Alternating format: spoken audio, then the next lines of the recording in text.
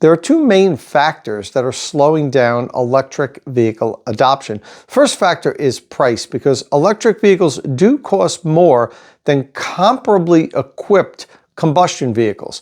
But the second factor might even be more important, and that's the fact that we just simply don't have enough public high-speed charging stations and enough of them that work properly to support the amount of electric vehicles we have on the road today, let alone the amount that we're going to have in the coming years.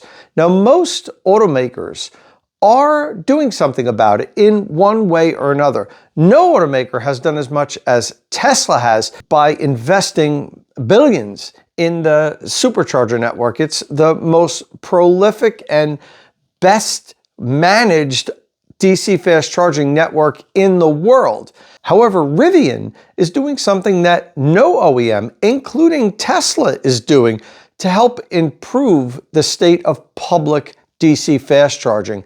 And that's what we're going to talk about here today.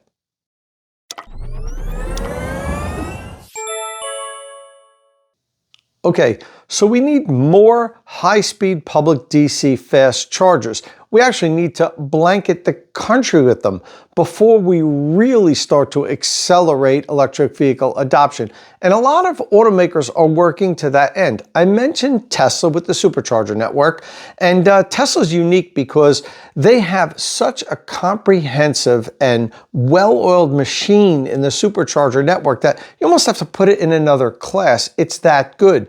But Tesla kind of had to do that because they were an early mover in this space, bringing out electric vehicles in 2009 with the Roadster.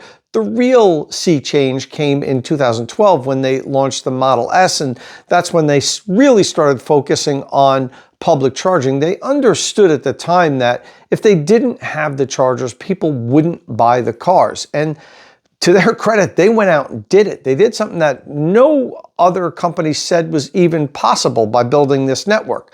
Now, other OEMs have tried. Volkswagen with the Dieselgate settlement with Electrify America, and there's been a bunch of other OEMs that have invested in public DC fast charging. We now have a new company called Iona, in which 7 large automakers got together and said, look, we need to build a comprehensive nationwide DC fast charging network. We still don't know how that's going to work out because they don't have a single charger in the ground, but I have been in touch with them recently, and I'm going to have some news with regards to Iona coming up soon here on State of Charge, so stay tuned.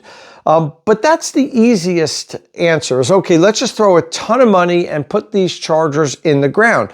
We've seen a lot of companies do that, but it doesn't always work out well. Tesla really is the exception, not the rule.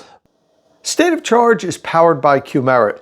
After I've helped you decide which electric vehicle charging equipment you're going to buy, follow the link in the description of my videos and let the EV charging installation professionals at Qmerit install it. Basically, what we're stuck with is Tesla's Supercharger network being the model of how to do it, and everybody else just scuffling to try to figure out how to do it. Hopefully things are going to change with Iona, but let's see what happens.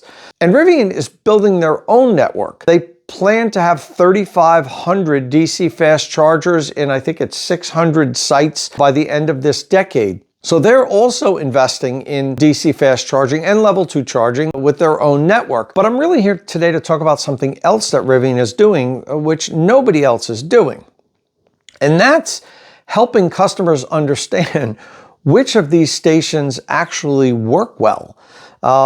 Big problem that we've had, in addition to just not having enough DC fast chargers, is many of them don't work well. Many of them are broken. People pull up and the site can be completely down. A few of the stations can be down. You can plug into a station, seems like it works, it starts working, and then it shuts off in a few minutes. There's also the problem of a station's rated for 150 kilowatt or 350 kilowatt, and you plug in, you're getting like 30 kilowatt out of the thing, and you're wondering, is it my car? Is it the station? You really don't know. Some people unplug, go to the next plug, then all of a sudden they're getting the full amount, so they're like, okay, that station was bad. And really, very few people have done anything to try to document this. Now, my friend Kyle Connor that runs the Out of Spec, a family of YouTube channels. For a little while, he was doing a thing called Rate Your Charge, and that was helping people understand which stations work better. There's apps out there. PlugShare is a crowdsourced app where people can leave comments and say, look, there's a problem here that I wasn't able to charge, or listen, my charging experience was great. They also had a rating system in PlugShare, but it really was not accurate at all. You really had to go by the comments, and the comments weren't factored into the rating.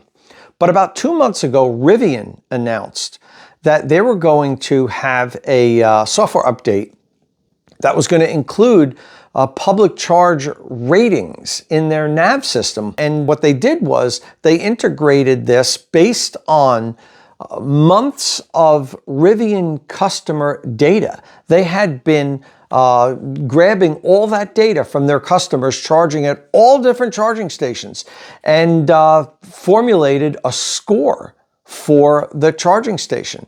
And it was A through F. And customers now in their Rivian vehicles can filter out scores below a B. So you can say, look, if I'm on a road trip, filter out, I don't want to be routed to any charging station that's not an A or a B. And that really helps their owners ensure that they're going to have a good charging session, or at least increase the probability, because the site could have broke last night and you might not know about it, or even a few days ago, but it still has a good score because months and months of data were showing that those chargers were working fine for their customers. Now, there was a bunch of metrics that were used in determining the score of this station, including if a Rivian owner pulled up and there was a communication problem and the charger just didn't initiate a charge. It was also if the car was calling for more power than the station was delivering, that would also hurt their score.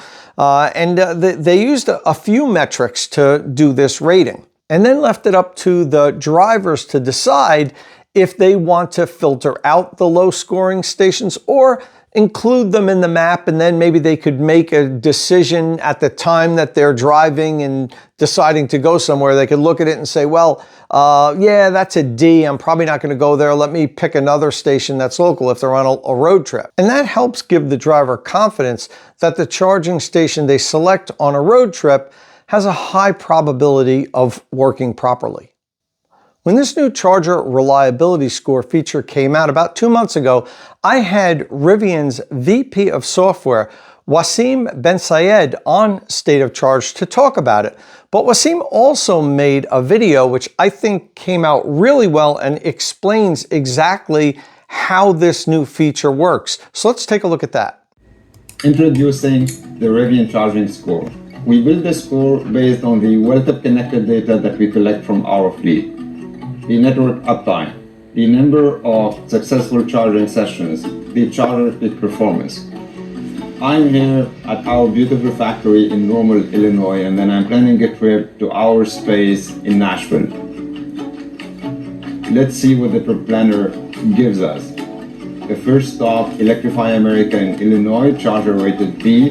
The second stop, a Tesla charger in Marion, rated A. We're super excited to have access to more and more superchargers. And then a final stop, Electrify America in Tennessee. The route looks perfect. And the beautiful thing about this, the more trips you take with your Rivians, the better data we have, the more accurate the score, and the more peace of mind for all Rivian drivers. Okay, so now you should understand how Rivian's new charger reliability score works and how it would help Rivian owners along road trips because it's built into the vehicle. But today, Rivian is announcing that they're making that charger reliability score available in the app called A Better Route Planner. A Better Route Planner has been around for a long time, and I've often recommended it to EV owners. It really helps you plan your route and route you to charging stations along your trip. It actually was the best app for that for many, many years. Now, last year, Rivian acquired A Better Route Planner, and they integrated it into Rivian's nav system. So Rivian's nav system has a better route planner built into it. But now, today, Rivian has announced that they're making the charger reliability scores available in the app for everybody. So not only Rivian owners get access to that data and to see which charging stations perform better, but now users of a better route planner, regardless of what electric vehicle they drive, have access to those scores, which I think really, helps the industry as a whole. We need to make charging simpler. We need to make it easier. We need to have more charging stations.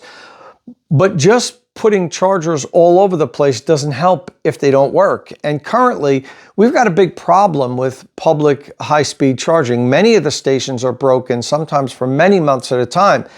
And if the owner of an EV doesn't know that, they can just look at their map and say, okay, I'm going to stop here. It's right along my route. I should be just about 10% or 5% state of charge. It's perfect for me to charge up there. I'll get something to eat and to continue along my route. But then they show up and the site either is down, it's not working, or there's 1 out of 4 chargers working and there's 4 cars waiting to use it. So now you're going to sit there for 3 hours before you can even plug in, and that really ruins your road trip. Now that Rivian is going to be including these charger reliability scores in a better route planner, all users of the app are going to be able to take advantage of that data that Rivian has been collecting from their owners plugging in at chargers from all the different networks for many, many months now. So I think that's going to really be useful for all electric vehicle owners. Let me know if you think so also in the comments section. Let me know if you use a better route planner. I'm really curious to hear your thoughts on if this is something that you're happy about. Do you currently use a better route planner? Have you heard of it before? Maybe if you haven't heard about it, I definitely recommend you downloading it because it's a very useful app planning out electric vehicle road trips. And if you have any questions about this or comments, please leave them in the comment section below. I like to get a lively discussion going down there. And if this is your first time here at State of Charge, please don't forget, hit that subscribe button and ring the notification bell so you don't miss any upcoming electric vehicle news and reviews. And as always, thanks for watching.